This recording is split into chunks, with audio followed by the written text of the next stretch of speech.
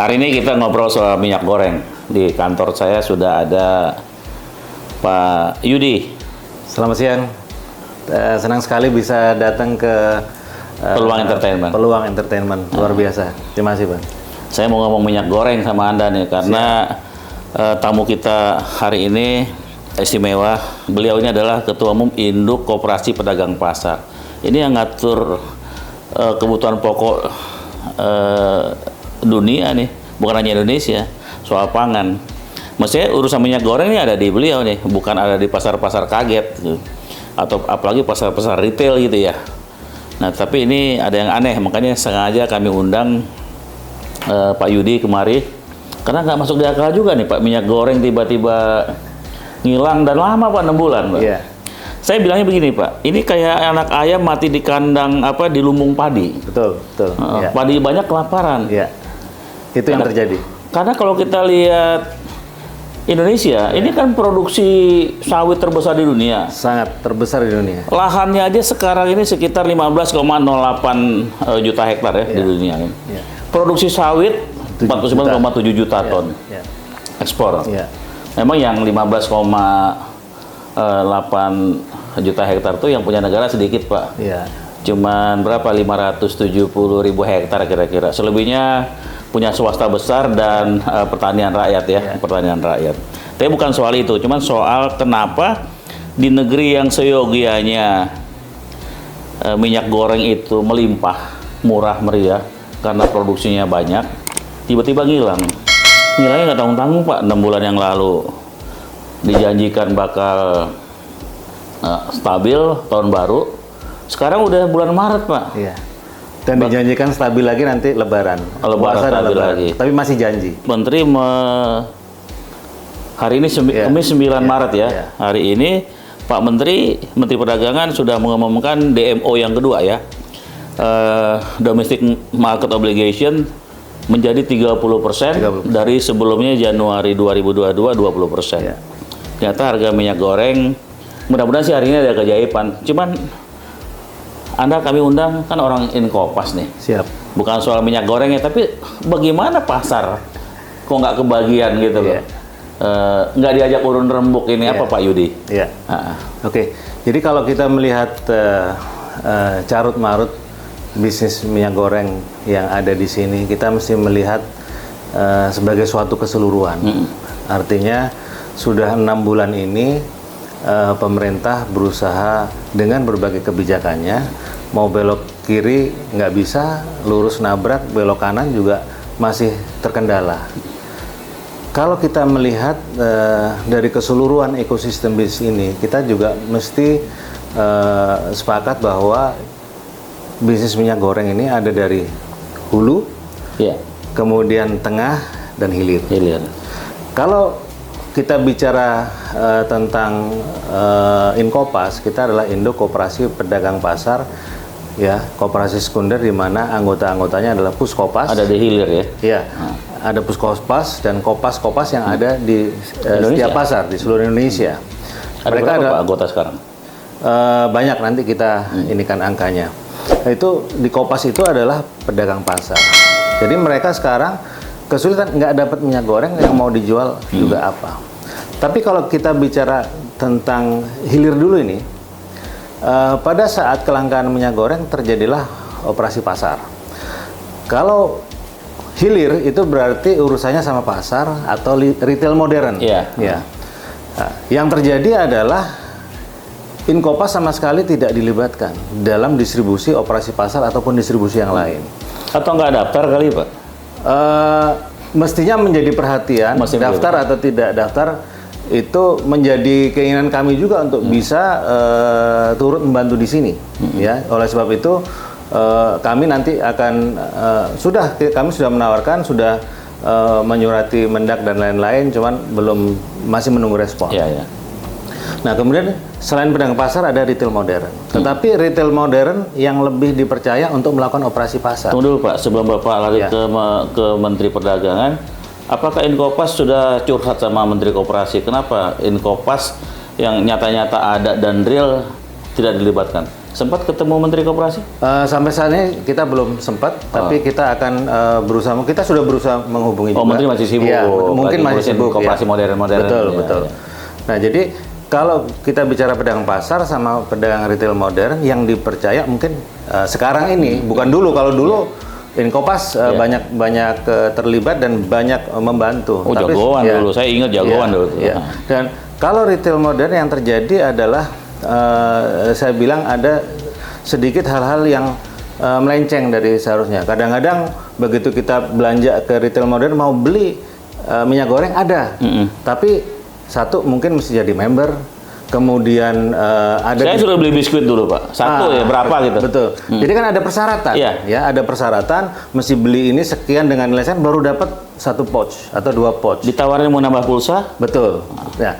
Jadi tapi sekarang begitu banyak komplain di masyarakat itu mungkin hilang. Tapi kan bukan itu sebabnya. Tetap saja. Kalau kita mau belanja di retail modern barangnya nggak ada. Itu kejadian juga karena saya ngecek juga dan semua laporan dari pedagang pasar di seluruh Indonesia yang mencoba menghubungi kita, kondisinya sama. Kita minta laporan juga.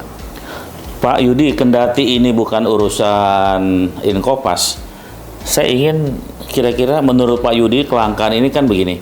Pemerintah kan mengatakan kelangkaan itu disebabkan oleh 4 faktor. Ya. Pertama adanya distribusi yang terhambat. Ya. Kemudian ada harga CPO yang naik, karena bahan baku minyak goreng CPO naik, jadi itu otomatis naik. Dan itu dianggap lumrah oleh pemerintah. Kemudian juga yang ketiga itu ulah spekulan, itu lagu lama lah. Tapi yang keempat ini menarik. Saya kira Pak Menteri lagi bercanda ini. Ini minyak gorengnya langka karena ibu-ibu pada nimbun di dapur gitu. Tapi yang tiga ini menurut Bapak ini sebagai pemain yang ada di hilir, bagaimanapun ketika berbicara produk-produk sembako, tidak harus minyak goreng, Inkopas terlibat misalnya. Betul, nah ini Bapak menilainya seperti apa? Oke, kalau kita melihat satu, memang ada disparitas harga antara harga di dalam negeri dan harga di luar negeri terhadap harga CPO. Ya, jadi sekarang pemilik kebun atau pemilik CPO dia lebih suka untuk ekspor daripada dijual di dalam negeri. Oleh sebab itu Kementerian mengadakan DMO, dinaikkan dari 20-30% dan lain-lain. Tetapi itu tidak mengobati situasi buat pedagang atau pemain lebih baik jual ke yang mahal daripada dijual yang murah. Tapi itu bisa diobatin dengan kebijakan seperti DMO. Tapi kan tidak mengobati juga, ya kan? Angka 30% atau 40% juga nggak menjamin juga. Apa bisa dibalik, Pak? Demo-nya dari atas? Bisa. Demo-nya begini, stop aja ekspor CPO. Demo 100%, menurut saya.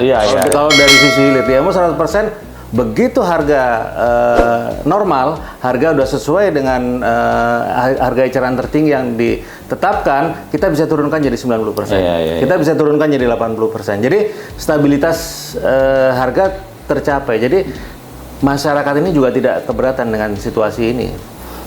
Nah, yang kedua adalah masalah itu tadi penimbunan.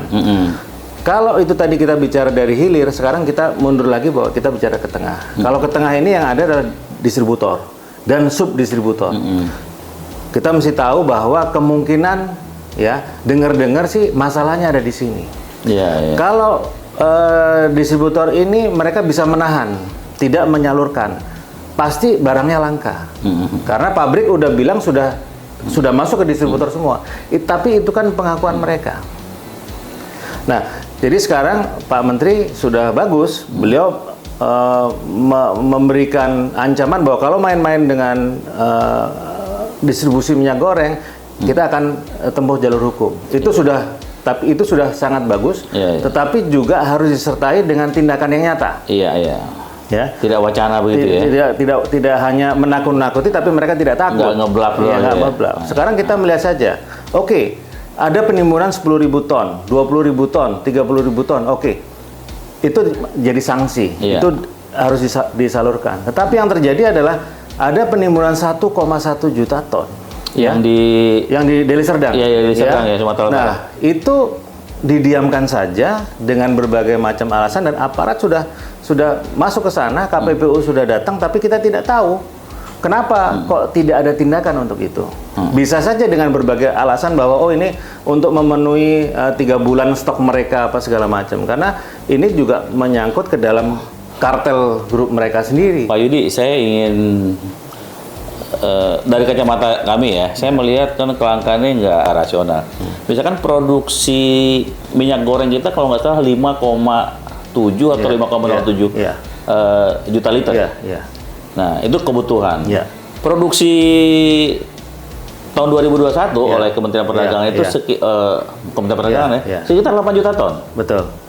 Artinya sebenarnya setiap tahun kita tuh ada kelebihan 3 juta.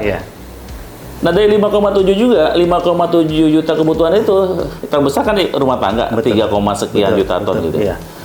Apa produksi turun ya Pak gara-gara itu? Sebetulnya kalau ini kan ngomong minyak goreng, tapi kalau dilihat dari CPO-nya sendiri, kita melihat bahwa ini saya ngomong mundur lagi dari tengah ini, kita ngomong ke hulu sekarang. Hulu ini kan sekarang pemainnya adalah perkebunan kelapa sawit. Punya siapapun, punya negara, punya rakyat, sama milik grup konglomerat besar misalnya. Nah sekarang CPO ini tentu saja ada banyak arahnya. Satu, mereka akan disiapkan sebagai bahan baku minyak goreng, ya. Yang kedua, diekspor. Ekspor. Bikin sabun, make up, banyak lah pokoknya. Nah, setiap produsen mengekspor, mereka punya obligasi tadi kan, dia mau bawa ini harus untuk lokal dan ada pungutan ekspornya. Mereka ada pungutan ekspornya. Pungutan ekspor itu saya bilang dari tahun 2015 kita bilang 6 atau 7 tahun terakhir itu jumlahnya sekitar 120 triliun. Ya. Penggunanya untuk apa? Nah, kita mesti bicara dengan BPD, Badan Pengelola Dana Perkebunan Kelapa Sawit. 80%-nya itu adalah untuk memberikan subsidi, sisanya adalah untuk menanam baru dan lain-lain. Itu ada di program mereka. Tapi kalau kita bicara subsidi sekarang, siapa yang diberikan subsidi? Mungkin adalah perusahaan-perusahaan yang membuat biodiesel. Itu mereka mendapat banyak subsidi untuk ini. Jadi 80% itu hampir 90 triliun. Terus kalau kita bicara subsidi, sebetulnya yang disubsidi itu siapa? Yang disubsidi adalah perusahaan-perusahaan besar itu. Termasuk kalau ngomong subsidi minyak goreng.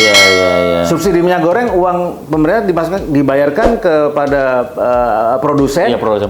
Bukan dibayarkan kepada rakyat. Enggak, dibayarkan kepada produsen supaya untung mereka tetap tinggi. Efeknya harga lebih murah, tapi pun tidak murah juga. Nah, sekarang kalau kita lihat tadi masalah pungutan untuk ekspor, balik untuk subsidi, kita ngomong ada mungkin satu grup perusahaan, karena ini juga KPPU harus bergerak mencermati terhadap adanya kemungkinan kartel. Kemungkinan, saya tidak bilang itu ada, tapi ini adalah kemungkinan. Tapi baunya ada ya? Baunya ada, rasanya ada, tapi tidak bisa terdeteksi gitu. Kalau dituduh langsung dia yang lebih galak, bisa ke bawah pengadilan gitu ya? Dia lebih galak karena dia punya akses terhadap finansial, dia punya akses terhadap lobby yang dianggap dia bisa mengatur pembuat kebijakan. OPK, masalahnya. Itu kita lupain deh Pak. Kita di hilir sekarang. 3 bulan ini, ya di 2022 atau 2021 kita lupakan, 3 bulan ke depan, apa yang sudah diajukan oleh Inkopas kepada pemerintah, CQ, Kementerian Koperasi maupun Perdagangan? Secara jelas dan tegas kami akan minta dari sisi Inkopas minta untuk dilibatkan dalam distribusi minyak goreng. Udah ditulis Pak? Kita sedang menyiapkan dan kita sudah membuat ada beberapa surat kita untuk audiensi sebetulnya. Telat Pak? Kok telat? Bukan telat, kita belum ada tanggapan. Belum ada tanggapan. Tidak tahu surat itu nyampe atau tidak, tapi kita akan membuat surat susulan untuk itu. Enggak, maksud saya jangan-jangan ada benang merah sejarah yang putus, Pak. Ini sekitar tahun 98 atau menjelang 2000 itu minyak goreng pernah langka juga. Ketar-ketir juga pemerintah. Tiba-tiba tampil pahlawannya yang namanya Kopas, Pak. Inkopas Iya, juga. iya, iya. Itu kira-kira 20 tahun yang lalu sebelum Iya. Pak Yudi 20 tahun yang lalu mungkin masih isu masih SMA tukang berantem jangan-jangan. Nah itu Iya. Kelangkaan itu berhasil diselamatkan ditahan, justru oleh koperasi. Iya, betul.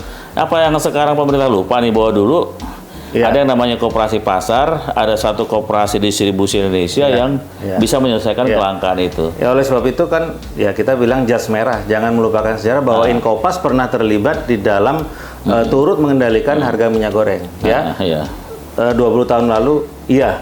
Nah sekarang pada saat itu mungkin harga 8.000. Iya, iya. Itu pun kita sudah pusing semua, ibu-ibu udah pusing, semua masyarakat pusing. Nah, kita Inkopas hadir untuk membantu distribusinya sampai kita bisa mendapatkan harga di bawah 5.000, di bawah 5.000 dan everybody happy. Kita mission accomplished gitu. Nah, kita harapkan juga di saat ini ke depan kita sudah terpontang-panting 6 bulan, kita ngomong solusi. Kita nggak ngomong siapa sih yang salah, tapi kita ngomong solusi aja, sebaiknya bagaimana.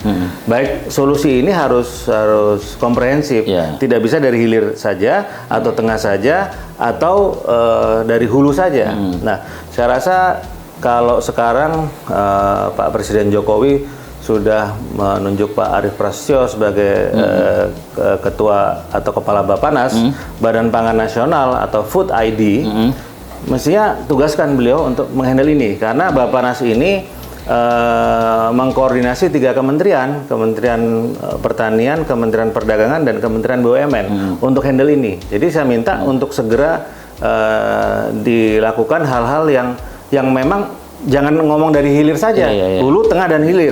Artinya kalau ngomong dari hulu, yang nakal siapa? Terintegrasi lah. Terintegrasi. Kalau memang yang nakal dari kebun kelapa sawitnya, ya sudah cabut aja HGU-nya. Saya melihat begini Pak, ada diskresi atau kebijakan yang menurut saya ad hoc. Ibarat orang demam, menggigil tinggi, dikasih paracetamol, mau bodrek, panadol, entah apa. Mungkin turun, tapi nggak tetap menggigil gitu. Betul. Saya ingin mengatakan bahwa minyak goreng ini penanganannya seperti tadi, dikasih ke pasar retail, retail modern maksudnya, yang mereka bukan pasar yang real. Pasar yang real itu kan pasar becek, gitu kan, pasar di daerah-daerah itu. Apakah retail di perkampungan, di pedalaman Mamuju ada gitu? Nggak ada. Maksudnya pasar yang ada. Betul. Apa Inkopas juga mengingatkan itu, bahwa seyogianya penanganan minyak goreng, atau Anda malu-malu kali ya mintanya ya, jangan-jangan nih? Ya, kita harus keras dong mintanya. Kita harus ini teman-teman dari pedagang ini, pedagang pasarnya udah gemes. Oh iya. Pak Yudi, jangan terlalu lembut untuk menghadapi situasi seperti ini. Kita harus keras, kita harus tegas. Kita harus bersuara. Iya, musim ini. Pak, the winner takes all. Siap. Kalau nggak Anda ambil, nggak dikasih, Pak. Baik. Anda mesti ambil. Jadi kalau kita sekarang bicara, oke, Inkopas siap dari sisi hilir untuk itu. Bahkan kita ngomong nggak usah di sisi hilir, distribusi di 1, di 2 kita siap. Dari sisi Inkopas. Kalau perlu kebun kelapa sawit itu di kawasan koperasi, bukan konglomerasi. Itu yang kita inginkan. Sebagian besar dari koperasi-koperasi rakyatnya memang koperasi sawit memang. Cuman memang terbesar, hampir 60% itu tetap swasta besar yang punya. Bahkan asing, kayak di Riau, Malaysia yang punya banyak. Gitu. Jadi kita ngomong solusi, tidak ada yang bisa disalahkan, tapi kita membenahi sama-sama. Nah, kita harapkan dari Bappenas bisa turun tangan. Pak Yudi, terima kasih. Teman-teman, kita sudah mendengarkan satu komitmen atau janji dari Ketua Umum Inkopas, Induk Koperasi Pedagang Pasar, bahwa beliau mau greget, minta sama pemerintah, nggak bisa nunggu, minta. Dan saya kira Inkopas akan kembali mengulang sejarah 2 dekade yang lalu ketika berhasil mengatasi minyak goreng. Pak Yudi, terima kasih sudah ngobrol soal minyak goreng, karena ini persoalan ibu-ibu ya. Siap. Jadi kita harapkan ini akan selesai, apalagi DMU hari ini 30%. Tapi Pak Yudi berharap kalau bisa dari atas ya, 100%, 90, 80, 70. Nah, di titik mana dia normal baru berhenti? Equilibrium itu akan tercapai kalau kita sudah berani terjun untuk ambil keputusan. Kemudian juga satu pesan saya, jangan nyalahin pedagang pasar atau nyalahin ibu-ibu rumah tangga menimbun. Tidak, mereka tidak menimbun. Kalau cuma 5 liter atau 7 liter ada di dapur mereka, tidak nimbun mereka. Mereka hanya takut bahwa nanti kalau beli lagi kosong. Itu joke aja kali Pak. Joke biasa lah. Pejabat tegang mulu ya bahaya juga. Masih pandemi itu Iya. bikin joke. Nimbun di dapur lah kan. Oke. siap. Baik teman-teman, terima kasih kita sudah berbincang dengan Pak Yudi. Kita akan ketemu lagi dalam podcast yang lain.